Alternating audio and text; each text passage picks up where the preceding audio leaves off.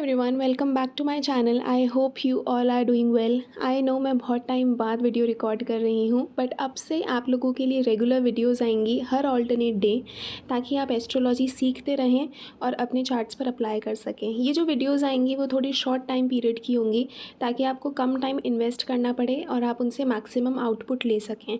उन वीडियोज़ में मैं बहुत सारी टेक्निक्स के बारे में बात करूँगी जिनका आप यूज़ कर सकते हैं अपने चार्ट पे भी, और अगर आप किसी को रीडिंग भी देते हैं तो भी आप उन टेक्निक्स को यूज़ करके लोगों को रीडिंग दे सकते हैं। इसी की तरह आज का हमारा ये जो टॉपिक है ये है एस्ट्रोलॉजी के सबसे इम्पॉर्टेंट प्लैनेट के बारे में, और इस प्लैनेट का नाम है चंद्रमा। देखिए, हम लोग हर बार राहु, केतु, शनि, मंगल इन सब से बहुत ज़्यादा डरते रहते हैं, लेकिन जो एक्चुअल प्लैनेट है जिससे हम लोगों को डरना चाहिए वो है चंद्रमा। चंद्रमा के ऊपर बहुत कम लोग बात करते हैं और बहुत कम लोग ध्यान देते हैं। मैक्सिमम टाइम हम सभी लोग राहु, केतु, शनि, मंगल इन 3-4 ग्रहों पे हम फोकस करते हैं कि हमारे शनि की महादशा आ रही है, प्लीज़ हमें रेमेडी बता दीजिए। साढ़े साती आ रही है तो साढ़े साती का नाम सुन के ही लोग डर जाते हैं। राहु की महादशा आ रही है, किसी ने बोला है कि हमारा राहु 7th हाउस में है तो राहु 7th हाउस ख़राब होता है। कोई बोलेगा हमारी केतु की महादशा चल रही, केतु की रेमेडी बता दीजिए। लेकिन कोई ये नहीं पूछता कि चंद्रमा की क्या रेमेडीज़ होनी चाहिए और हम चंद्रमा को कैसे बेटर कर सकते हैं। और आज इस वीडियो में मैं इसी चीज़ पे फोकस करना चाहूँगी कि एस्ट्रोलॉजी में चंद्रमा की इम्पोर्टेंस कितनी ज़्यादा है। और आप मान के चलिए, अगर आपकी कुंडली में सारे ग्रह अच्छे हैं लेकिन अगर एक ये प्लैनेट चंद्रमा ख़राब है तो वो सारे ग्रह कितना ही अच्छा, आपको कितनी सक्सेस मिल जाए तो भी आपको लाइफ में कभी भी फुलफिलमेंट टाइप फील नहीं होगा, आपको लाइफ में कभी भी पीसफुल फील नहीं हो पाएगा। नो मैटर आप कितनी ही सक्सेस अचीव कर लीजिए लाइफ में, लेकिन फिर भी आपकी लाइफ पीसफुल नहीं रहेगी। तो इसीलिए आज मैं इस टॉपिक के बारे में डिस्कशन करना चाहूँगी, एंड आई वांट कि आप इस वीडियो को एकदम लास्ट तक देखिए। मैं आपको कुछ प्लेसमेंट्स बताऊँगी प्लैनेट्स की। अगर वो प्लेसमेंट्स आपकी चार्ट में प्रेजेंट हैं तो फिर आपके लिए बहुत ज़्यादा इंपॉर्टेंट है कि आप चंद्रमा की रेमेडीज़ करें। और जब भी चंद्रमा की दशा या महादशा आपकी लाइफ में रन करें तो आपको उस टाइम पे एक्स्ट्रा फोकस करना है अपने चंद्रमा पे। तो आइए इस वीडियो को आगे बढ़ाते हैं। सबसे पहले हम ये बात करते हैं कि चंद्रमा एक्चुअली है क्या, और मैं बार बार क्यों चंद्रमा पे इतना फोकस कर रही हूँ। देखिए, चंद्रमा आपकी मदर को शो करता है, आपका और आपकी मदर का कितना स्ट्रॉन्ग बॉन्ड है, आप कितना एक दूसरे से इमोशनली कनेक्टेड हो, कि आपकी मदर आपको सपोर्ट करती है या फिर आपकी मदर आपको सपोर्ट नहीं करती है। ये सारी चीज़ें हमें चंद्रमा से पता चलती है। चंद्रमा आपका मन है। आपने बहुत लोगों को देखा होगा, उनकी लाइफ में कितनी ही बुरी से बुरी सिचुएशन आ जाए लेकिन वो अपना माइंड लूज़ नहीं करते, वो अपने मन को एकदम कंट्रोल में रख के चलते हैं। और आप देखिएगा उनकी चार्ट में उनके चंद्रमा की स्थिति काफ़ी ज़्यादा अच्छी होती है। और दूसरी साइड हम कई बार उन लोगों को देखते हैं जिनकी लाइफ में बहुत अच्छी चीज़ें हो रही होती हैं लेकिन फिर भी वो लोग दुखी रहते हैं। ऐसा क्यों है? ये इसका सिंपली आंसर है चंद्रमा। उन लोगों की कुंडली में आपको चंद्रमा की स्थिति खराब नज़र आएगी। इसीलिए मैंने आपको पहले भी बोला कि अगर आपकी कुंडली में बाकी सारे ग्रह बहुत अच्छा काम कर रहे हैं लेकिन अगर एक प्लैनेट चंद्रमा ये ख़राब हो जाए तो फिर उन प्लैनेट से आपको कितनी ही बेनिफिट मिल जाए लेकिन आपको कभी भी मन से शांति नहीं मिलेगी। और मन से शांति नहीं मिलती है तो फिर इंसान को एंग्जाइटी होती है, डिप्रेशन होता है, आइसोलेशन में रहना पसंद करने लग जाता है इंसान। लेकिन अगर दूसरी साइड बाकी सारे ग्रहों की स्थिति ख़राब है लेकिन अगर एक चंद्रमा स्ट्रॉन्ग है तो नो मैटर उसकी लाइफ में कितनी ही बुरी सी बुरी सिचुएशन आ जाए, वो इंसान अपने मन को कंट्रोल में रखता है। वो कभी भी अपना माइंड लूज़ नहीं करता किसी भी सिचुएशन में। तो इसीलिए चंद्रमा को समझना बहुत ज़्यादा इम्पॉर्टेंट है। चंद्रमा जब भी कुंडली में अच्छा होता है तो ऐसे लोगों को पानी के आसपास रहना काफ़ी ज़्यादा पसंद होता है। इनको वाटर स्पोर्ट्स खेलना काफ़ी ज़्यादा अच्छा लगता है। इनको पहाड़ों से ज़्यादा इनका मन करता है कि हम समुद्र के किनारे वॉक करने जाएं।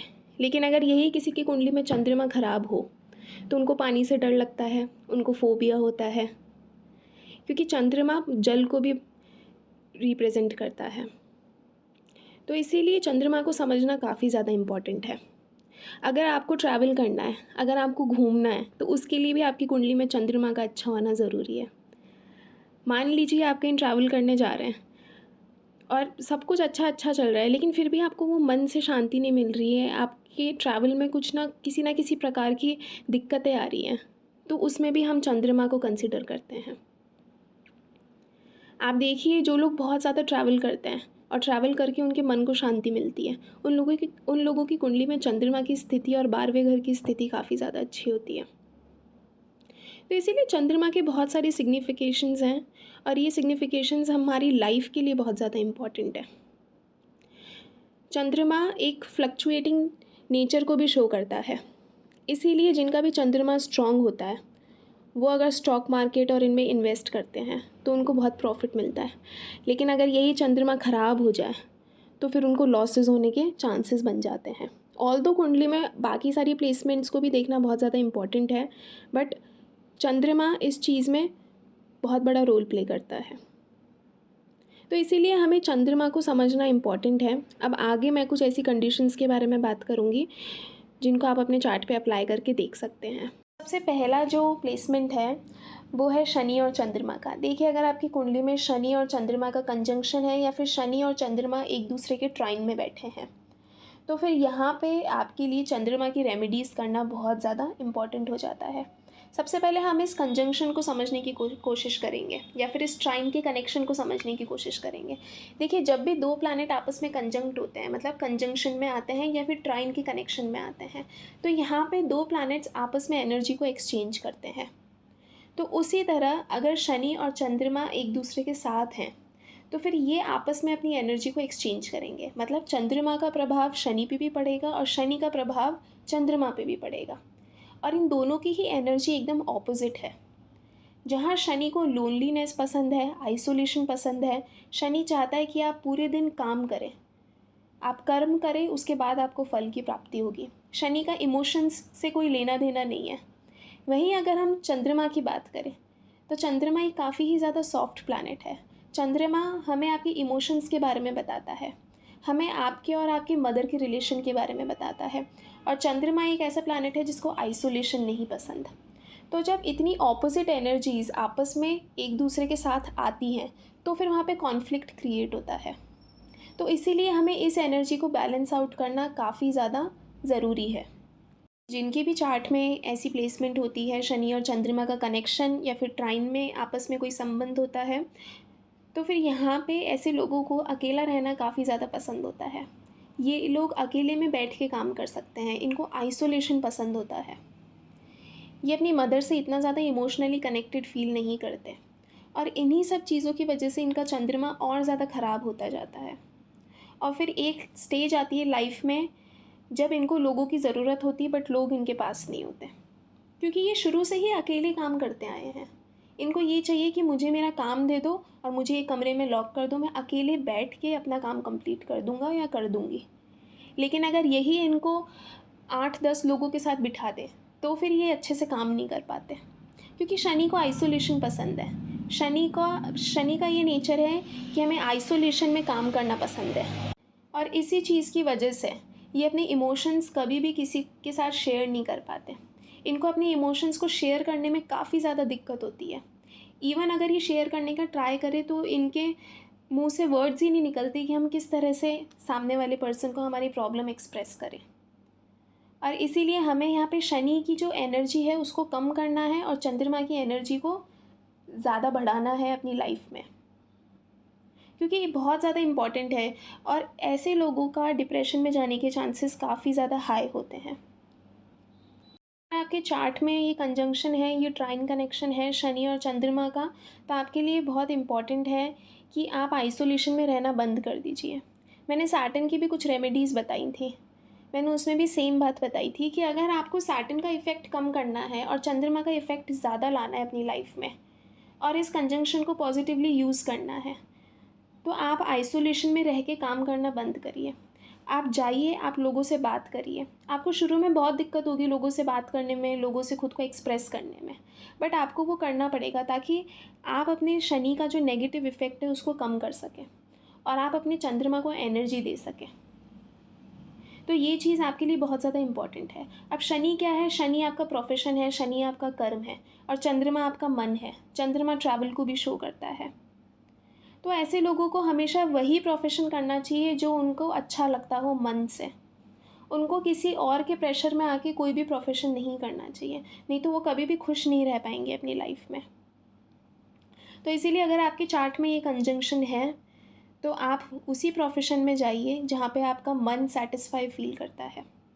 तो फिर आप उस काम को बहुत अच्छे से परफॉर्म भी कर पाएंगे और आप इस कंजंक्शन को अच्छी तरह से यूटिलाइज़ कर पाएंगे और फिर ये कंजंक्शन आपके लिए पॉजिटिवली वर्क करेगा। अगर आप किसी और के प्रेशर में आके कुछ ऐसा प्रोफेशन कर रहे हैं जहाँ पे आपका मन ही नहीं लग रहा, तो फिर ये कंजंक्शन आपको और ज़्यादा नेगेटिव रिजल्ट्स प्रोवाइड करेगा। फिर ये आपको एंग्जाइटी और डिप्रेशन की तरफ लेके जाएगा। तो इसीलिए बहुत इंपॉर्टेंट है आप सभी लोगों के लिए जिनकी भी कुंडली में ये कनेक्शन है कि आप उसी प्रोफेशन में जाइए जहाँ पे आपका मन लगता है। चंद्रमा ट्रैवल को भी शो करता है। तो अगर आप किसी ऐसे प्रोफेशन में हैं जहाँ पे आपको ट्रैवल करना पड़ता है, तो भी वो प्रोफेशन आपके लिए सही है। और आप लोग जितना पानी पिएंगे उतना ही ज़्यादा अच्छा रहेगा। या फिर आप किसी ऐसे प्रोफेशन में हैं जहाँ पर ऑफिस के आसपास कोई समुद्र है, नदी है, मतलब पानी का कोई सोर्स है वहाँ पर, तो भी ये कंजंक्शन बहुत अच्छा काम करेगा।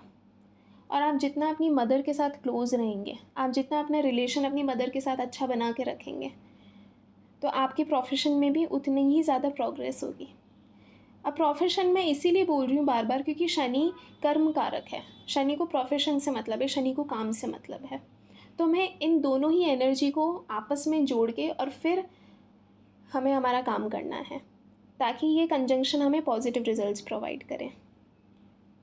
तो आई होप आपको आंसर मिल गया है। अगर आपकी कुंडली में शनि और चंद्र की युति है तो आप इसको किस तरह से यूटिलाइज़ कर सकते हैं।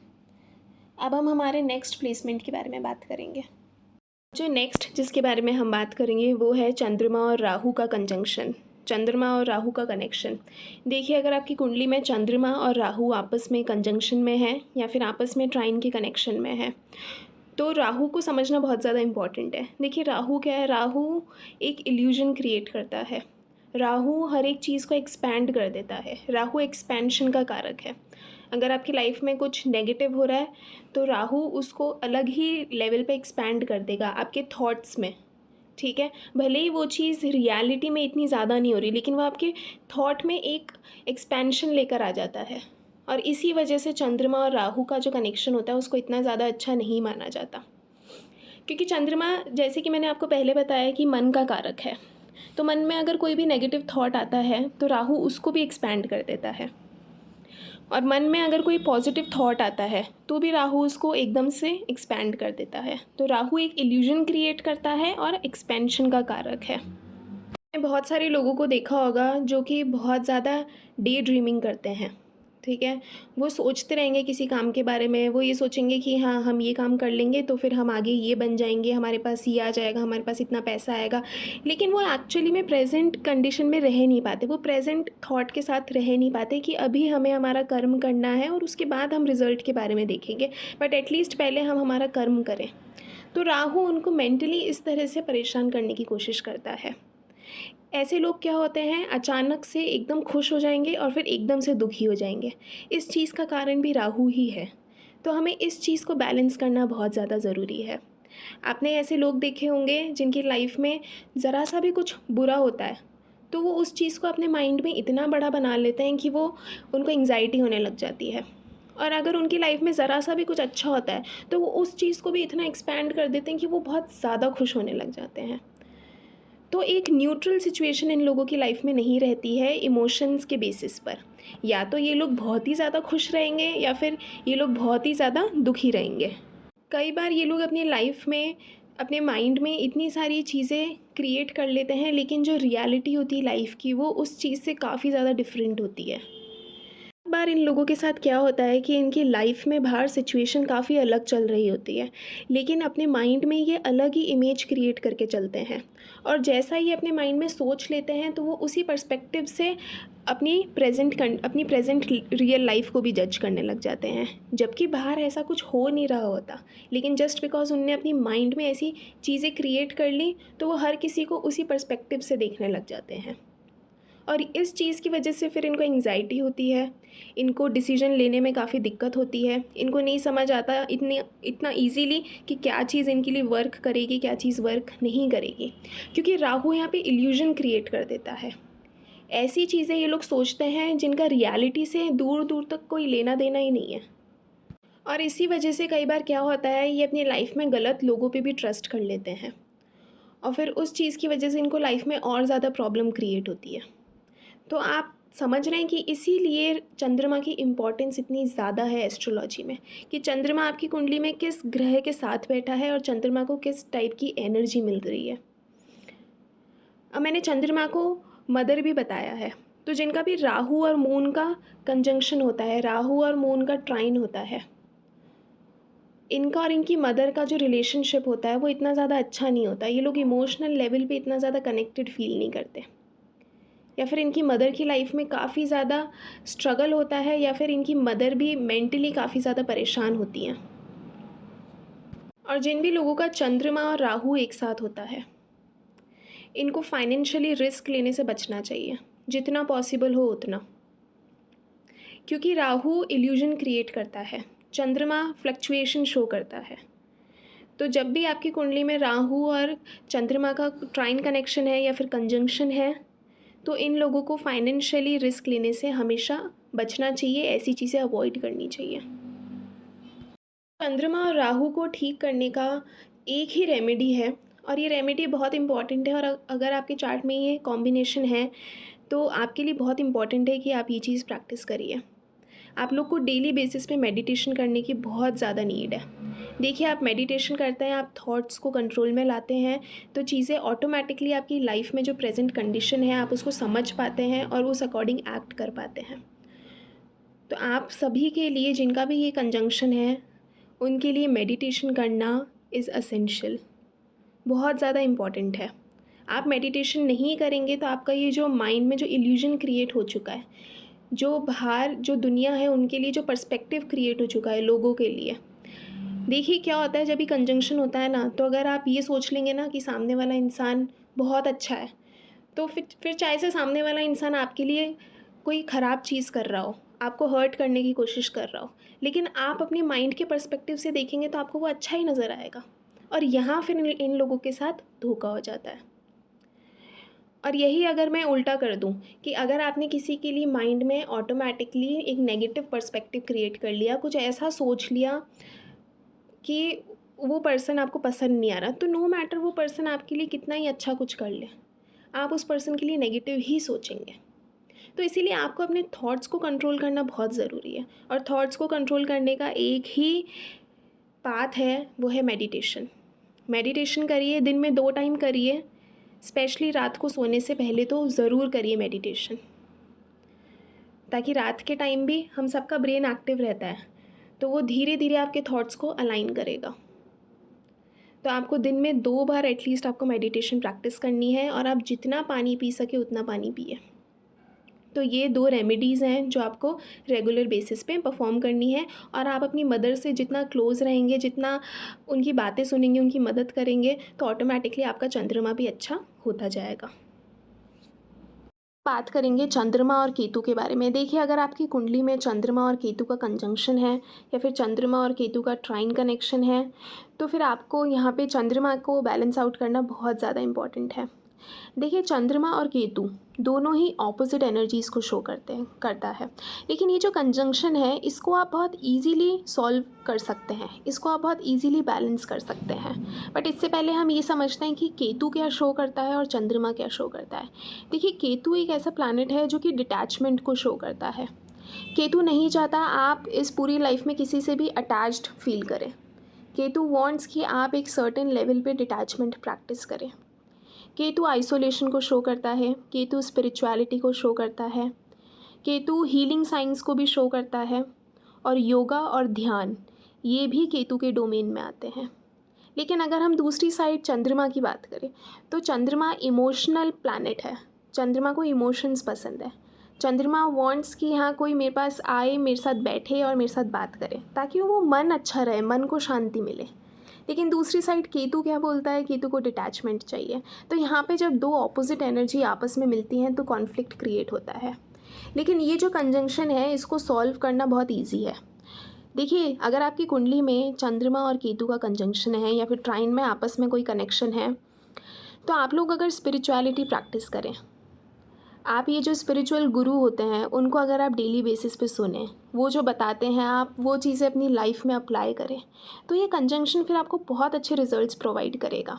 ये कंजंक्शन आपको ये चीज़ सिखा जाएगा कि अगर कोई इंसान आपको हर्ट कर जाए तो आपको किस तरह से खुद को उस पर्सन से डिटैच्ड रह के और अपनी लाइफ को कैरी ऑन करना है, अपनी लाइफ में मूव ऑन होना है। कंजंक्शन को आपको एग्जाम्पल के थ्रू समझाती हूँ। फॉर एग्जाम्पल 2 लोग हैं। पहला जो इंसान है उसकी कुंडली में भी चंद्रमा और केतु का कंजंक्शन है या फिर ट्राइन में कोई कनेक्शन है, और ये पर्सन स्पिरिचुअलिटी प्रैक्टिस करता है, योगा करता है डेली बेसिस पे और मेडिटेशन भी प्रैक्टिस करता है।